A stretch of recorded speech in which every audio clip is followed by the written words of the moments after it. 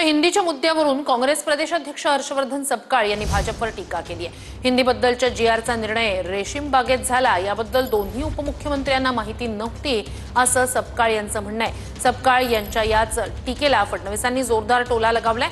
नया है वह असं फडणवीस सपकाळ यांना उद्देशून म्हणाले। दादा भुसे यांना काही याच्या संदर्भातली माहिती नव्हती। हा त्यांच्या खांद्यावर बंदूक ठेवून चालवलेली ही गोळी होती।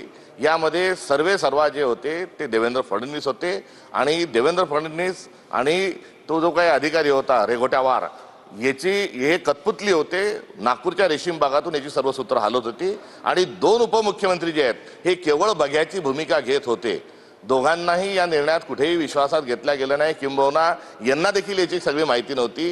एकला चलो रे हे मुख्यमंत्र्यांचं जे धोरण आहे ते या निमित्तानं स्पष्ट झाल्याचं आपल्याला सर्वांच्या लक्षात येईल। हर्षवर्धन काय नाव त्यांचं सपकाळ, त्यांच्याबद्दल मी एवढंच म्हणेल, नया है वो